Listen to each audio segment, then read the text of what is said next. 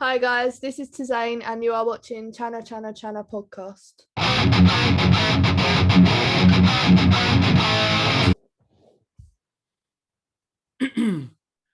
Hi everyone, welcome to another episode of my podcast. We have a very special guest today joining all the way from United Kingdom. We have Tizane joining the podcast. Hi Tizane. Hi, how are you? I'm good. How about you? I'm good, thank you for asking. So it's early morning for you. So I hope you had your coffee. I didn't. I couldn't find my coffee. I was desperate for a coffee. I'm so tired. But Right, I've got a McDonald's Fanta, so I think I'll be all good. Bit of sugar. right. So how is the situation over there where you are? Can you tell me where you are, and then how is the situation with this pandemic and everything? Um, I'm from a town called Dartford in the UK. It's just like on the outskirts of London, kind of in more quieter area. Um, the pandemic is hit us quite hard. I think that our government has put us in 2 lockdowns now. Mm. We're just graduating out of the second lockdown, which is great. The cases have gone right down, thank God. But yeah, so I'm just stuck at home. How is the pandemic affected you, Tizan? um well, I mean, I whenever I get asked this question, I kind of answer the same every time. It's just I miss performing, of course, understandably. Like I love performing. I love the intimacy of having an audience there, having people I know in the audience. You know, it's great to perform to people. So I miss that. But um, regarding making music, it's not that different because I have my own little studio at home, so I kind of already like section myself off from every like the world and kind of just made songs. So it's not too different musically. In fact, Right. I think I've made more songs now than I did before. Right. Yeah. uh, so when did you last perform? Um, I last performed quite a while back now. I remember it. It was actually at we don't really like to perform at pubs. I mean we do, but we kind of we don't I don't like want to come across as like a pub singer, Mm. you know, at like the bars and stuff. I'm not, you know, I'm not a pop singer, but I like the atmosphere there, you know, like it's the last one was very local to a lot of my friends and a lot of people that like to listen to my music. So everyone kind of came down. We cleared like the garden area of the pub and got a stage up and just had like the nicest time. It was just really intimate and nice, you know. It was lovely, but I don't remember exactly when it was. Mm. It was a while back. Right. Um, so, you know how I discovered you? I think one of my friends posted, she works in sort of the promotion side, and she posted Yeah. your CD, your Cherry CD.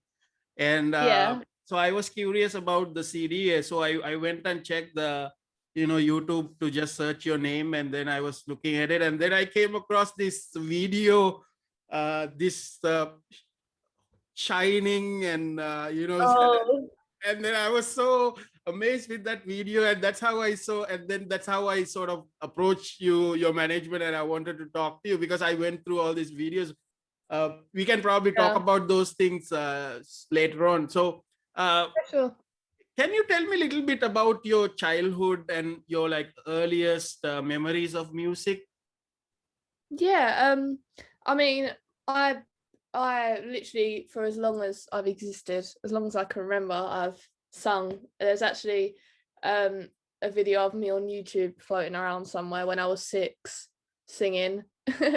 um but yeah, no, I used to perform actually. I used to my aunt, I've got a very musical family. My mother's side of the family is really musical. So my mum's an incredible singer, my aunt's an incredible singer. They're all just so musical. I'm very, very grateful to be surrounded by such musical energy since like that's my passion. Mm. So my aunt would host kind of like this thing called stagecraft where she would encourage children to come and perform, and we'd do pantomimes and shows and everything. Anyway, so we used to do 2 shows a year ever since I can remember. This is literally, I started when I was so young. And then I started playing guitar because I decided I already knew how to play piano, but I decided I needed a portable way to like do my own like backing, like the music behind it, because obviously I can't carry a piano around everywhere.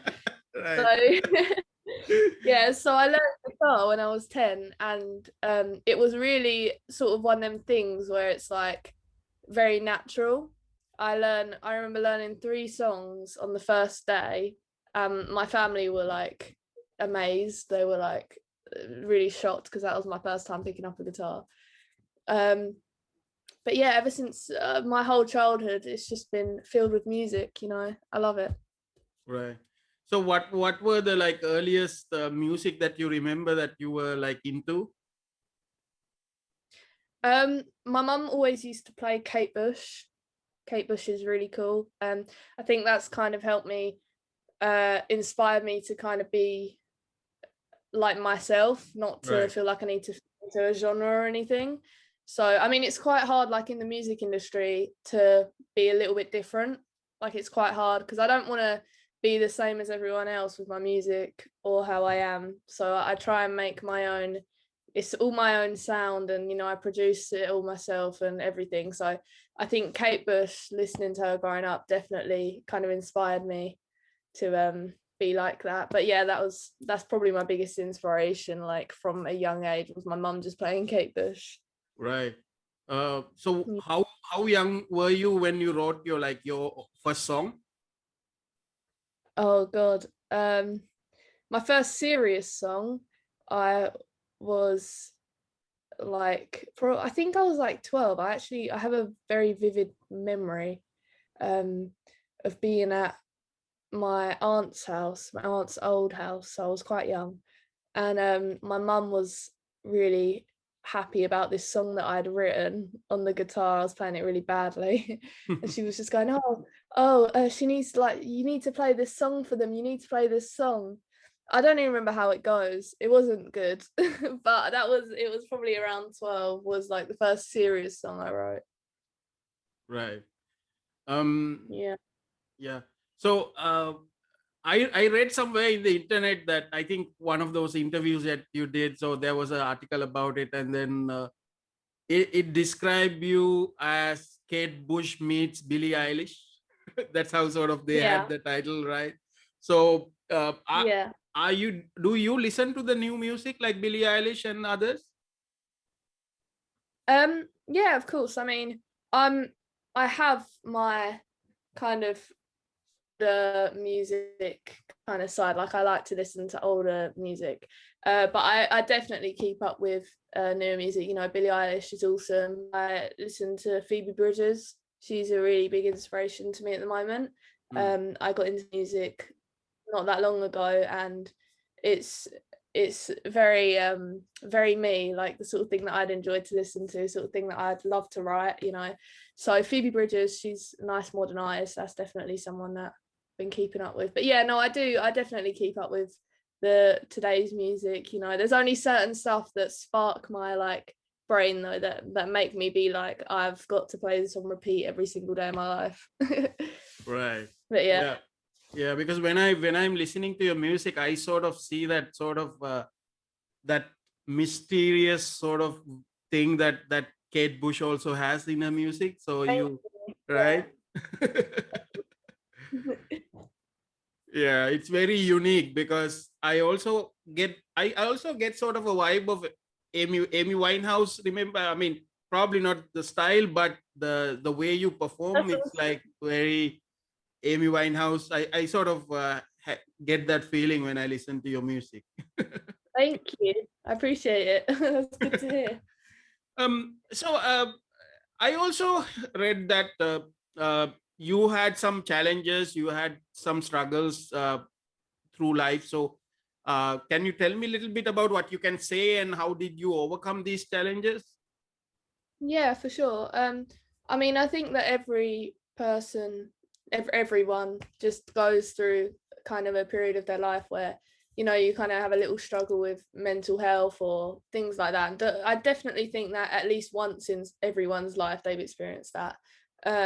Mine was at quite a common age for that kind of thing. You know, I was like 14 when I realized and was diagnosed with like anxiety, which a lot of people again suffer with, but it was quite bad. Like it did affect my daily life, you know, a lot of panic attacks, and just general life. I was very disassociated. I didn't really feel like I was here.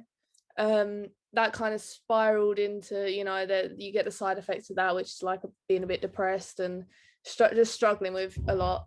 I definitely found a healthy outlet, thank God, which was music, which is why I talk about this stuff a lot in interviews or articles about my music, is because that if it weren't for my anxiety and stuff, I wouldn't have the songs that I have today. You know, I'm quite grateful because I kind of, my dream is to make therapeutic music, so people who don't sing and don't write, if they're feeling down or something, they can. Yeah, I mean, you were talking about the challenges about and then you found a outlet way to Yeah, you know, overcome that challenges. yes, I found an outlet which was music.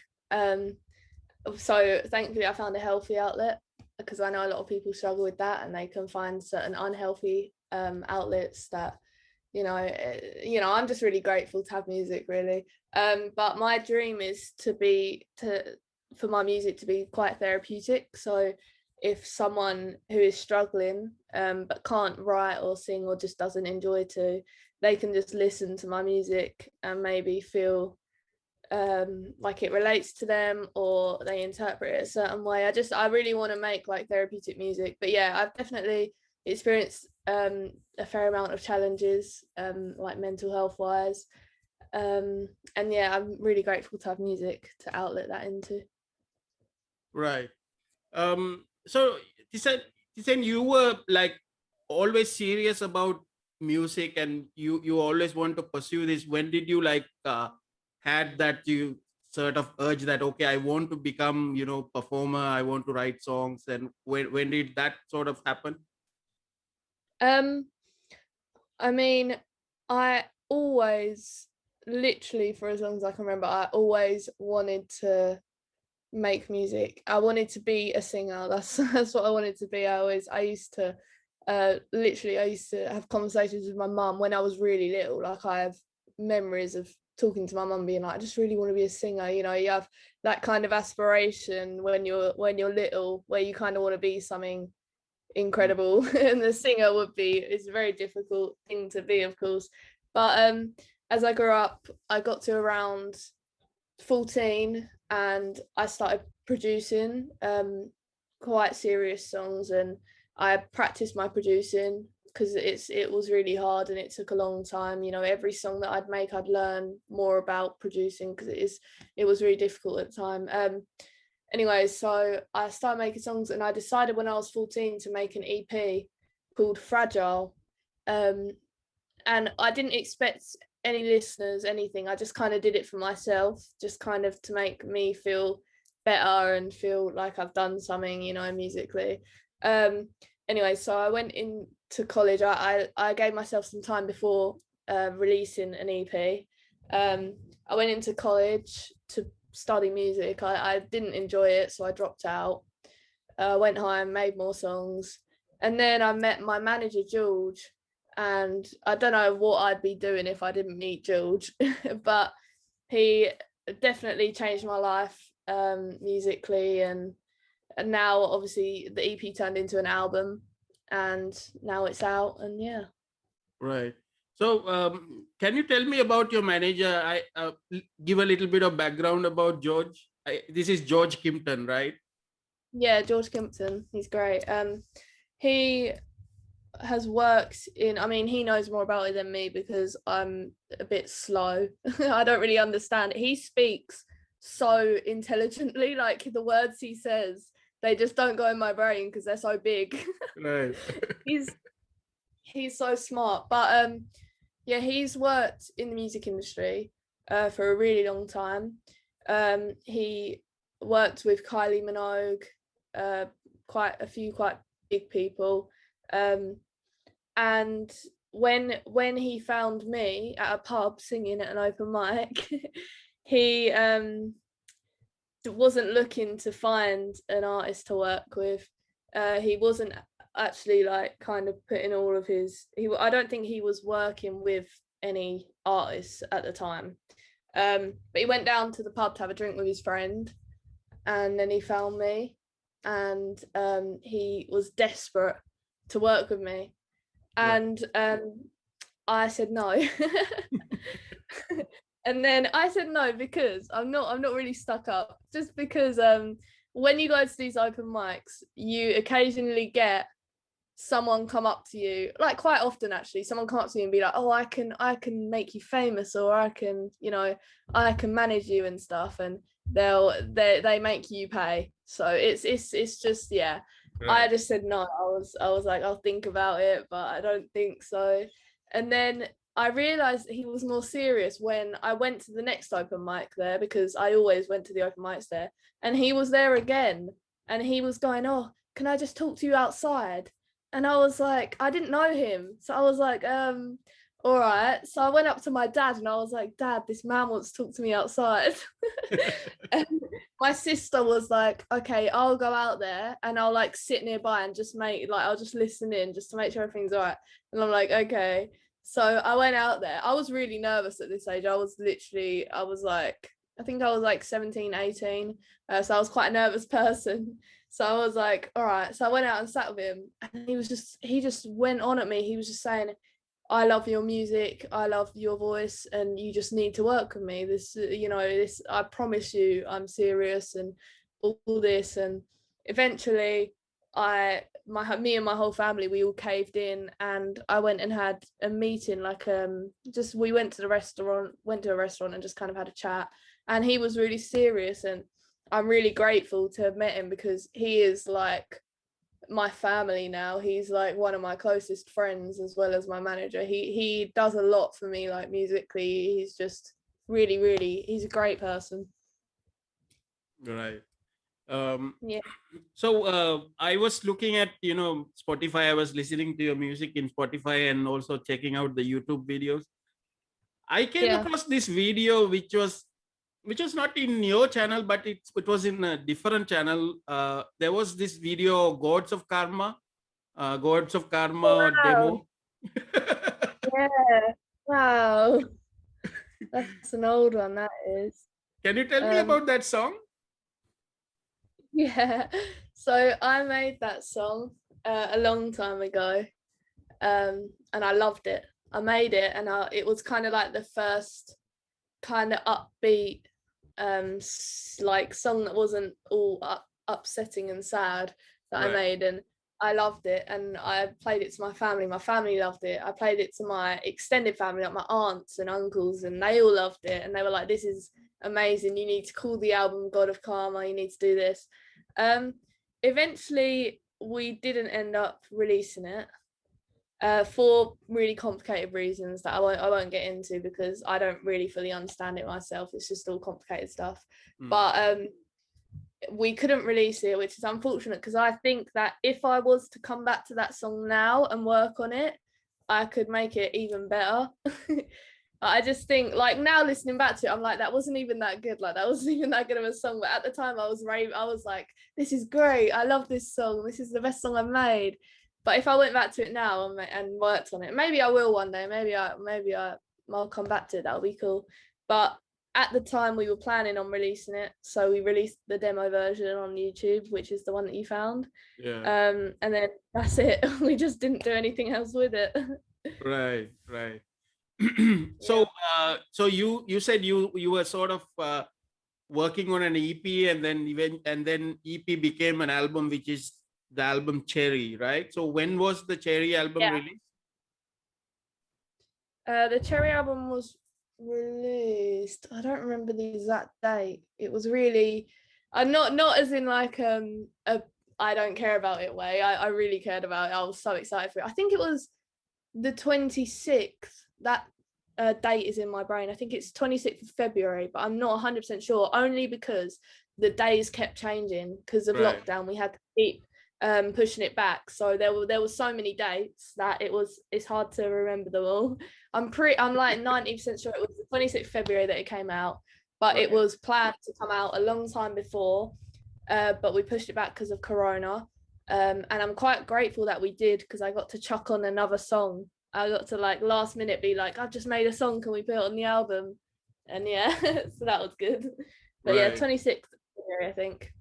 Right. So how is the process for recording that album? Can you tell me about the process creating that album? Yeah, I mean, I originally, oh, hello. The internet went again, sorry. Yeah. Should I just answer that question again? Yeah. Tell me the process for the Cherry album. Yeah. So yeah, I'm quite like, I'll naturally make my songs. You know, I'll wake up, have my breakfast, and then I'll start making songs. I'm always writing. Sometimes in the middle of the night, I get an idea and I'm like, oh, I've got to get up, go to the studio and write it now. And it's just annoying, but yeah, so I there's no process for me writing wise. I get that question sometimes about how do you write your songs, but there's no specific process. I just kind of write them just in any way that it comes to me. If I hear music in my head, then I'll make the music. If not, then it might be lyrics. But the Cherry album was just some songs that I was making in the like a year or two ago, and then I also took like a song like Death of Me. That was a song that I made years before that I like took and remastered and worked on. But yeah, it's just there wasn't really a specific process for it. It was just kind of I was just making all these songs, so we just put it in an album. But they all I like to think that it kind of tells a story. I think that every song kind of relates to one another in a certain way. So because I was making them all at such a similar time, that I was kind of experiencing the same things in my life, and I was writing about it all. And you know, it's just I was just making songs. Right. One song that I really liked from that album is the song called Dead to Me. Yes, Dead to Me. Can you tell me about that song? What do you mean by that song, or your feelings about that song? I I made Dead to Me. Dead to Me was actually the song that I was referencing to when I said that I was quite glad that the album got pushed back, because I got to chuck in an extra song. Right. I feel like every song I make is an outlet for any emotion I'm feeling. So there's the sad songs if I'm feeling sad, there's the happy songs if I'm feeling happy, there's the angry songs. That is an angry song. Dead to Me is an angry song. And yeah, and as you can tell by the title, I actually didn't realize, but I released that song on an old friend of mine's birthday by accident. And he messaged me and was like, you just released a song called Dead to Me on my birthday. I was like, no, it wasn't aimed at you, I'm sorry. But yeah, so it was embarrassing. But yeah, that song, that's kind of, am I allowed to swear on this or not? Yes. Okay, perfect, brilliant.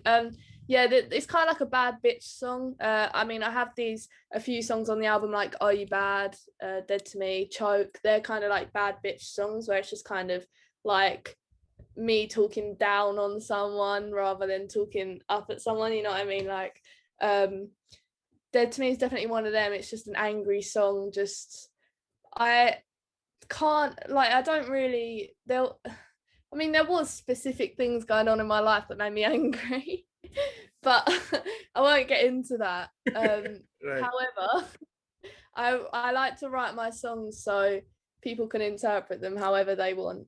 Dead to Me is definitely one that I expect people to interpret if they're angry about something. But yeah, that's all I can really explain about it. It's an angry song. Right. Yeah. Yeah, I noticed that some of the songs were like the bad bitch songs. Yeah. I like them. I like that kind of aesthetic. There's like the really cute little sad songs that are really personal. And when I was writing them, I started just randomly having these moments where I was writing all of these bad bitch songs, and I was like, these have got to go on the album because they contrast so well, like between the really personal and like really fragile songs, and Right. then these bad bitch songs. I just loved the contrast of it, of them being on the same album. I loved it. Right, right. Uh, Yeah. so the song that quite sort of a very personal sort of song you wrote is "He Took It All Back," and I really love that song. I Thank really you. more like love the music video also what you did with that. So whose idea was that music video? That was my manager's idea. He has some very out of the box ideas, I must say.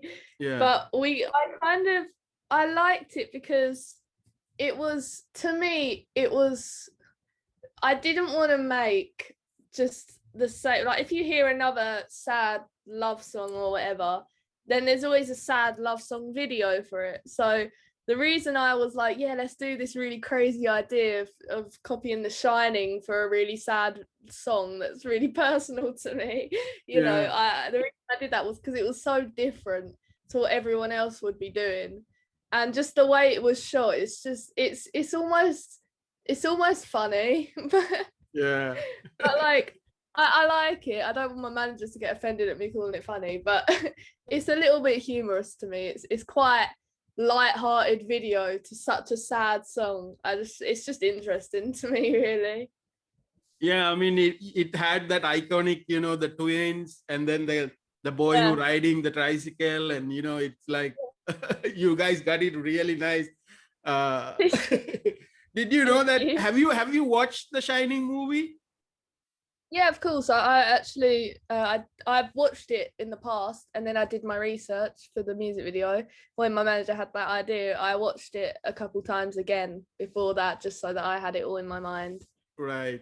And then I Yeah. think late 2019, I think they had the second movie, right? The Doctor Sleep. Oh yeah, yeah. I heard about that. So I haven't seen it, but yeah, I want to watch that. Yeah, I have this funny experience. I went to the cinema. There's a cinema where I used to work. So what I do is Yeah. sometimes in the evening I will just go and watch a movie before I go home.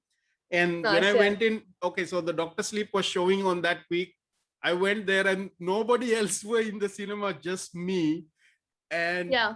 the movie started. I freaked out because it was the first couple of scenes, so very scary. Oh my God, you're like me. I get so scared. I get so scared over stuff. I Oh mean, my goodness. it's like those shining the music and all the noises and stuff. So Yeah. I didn't Yeah. complete the movie. I left the cinema after like probably like after 10 minutes.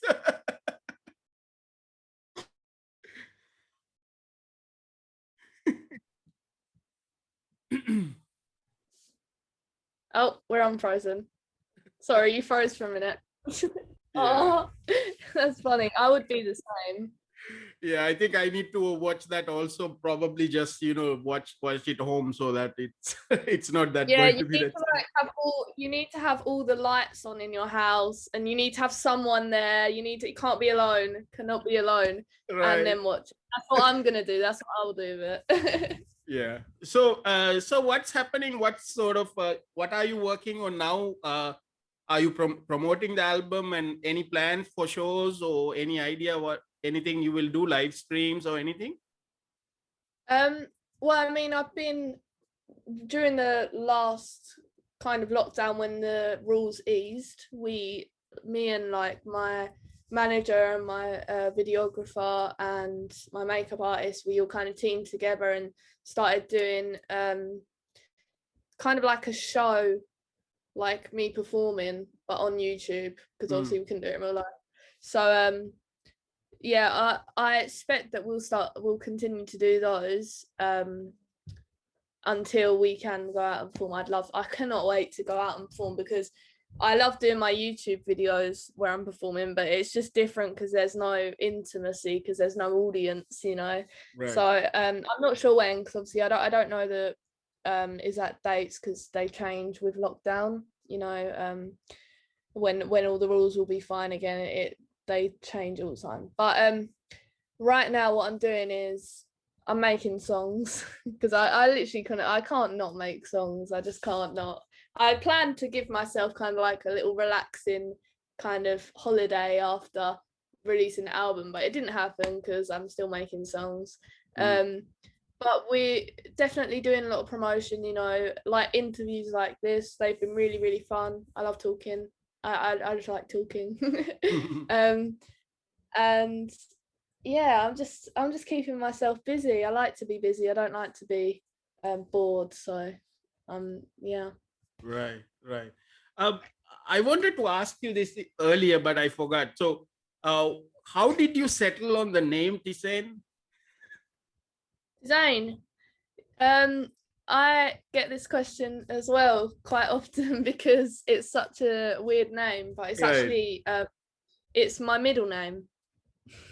right, So it's not because I remember even people that I went to college with or that I went to school with, they're like, why is she changing? Like, why is her name Tizane? Like, why does that happen? That's so random. Like, how did she even think of that?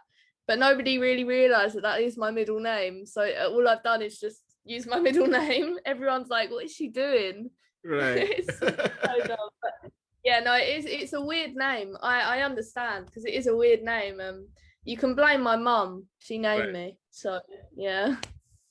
I mean, but it's cool, like, you know, just one name, stage name, like Madonna or Cher, you know. It's Yeah. I like the one name thing. I think it's cool. yeah, it's yeah. So, Tizane, so what's your message to the viewers of the podcast and also people who support you on YouTube and Spotify? My message to the viewers and supporters would be to stay safe during this whole pandemic. Follow your rules and just look after yourselves. And yeah, listen to my music if you get the chance. That would be great. But Right, yeah, thank you for listening to the podcast. And yeah, that's my message to the viewers. right. Anybody you want to shout out to? My mum, my dad, um, Sarah and Robin, and my manager, George. That's Right. it. Yeah. So Tizane, I'm glad that we had this conversation. I really, as I said, I wanted to talk to you because I really loved, you know, how you sound and all these creative ideas that you put out. So I'm looking forward to Thank, the new songs and, you know, so keep making great music and stay safe. thank you. You too. You stay safe. And yeah, thank you for having me. Right. I enjoyed being here. So tell everyone how they can follow you and how they can listen to your music. So if you guys want to check out my music or socials or anything, my website is tizane.net, Tizane .net. My Instagram has I'm allowed to say it because it's got a swear word in, but normally I can't say it when I do interviews, so I'm happy I can. It's at fuck it's Tizane. That's my Instagram. Right. My Facebook is just Tizane. Everything yeah. Everything else is just Tizane. So Right. yeah, just search up Tizane and Okay, that's why I didn't find you on Instagram. oh, you're a little bit frozen. Not too bad. Sorry, I can hear you for so long. Right. So Tizane, thank you for joining the There we podcast. go. Stay safe. Thank you. Thank you for having me. Stay safe too. Thank you.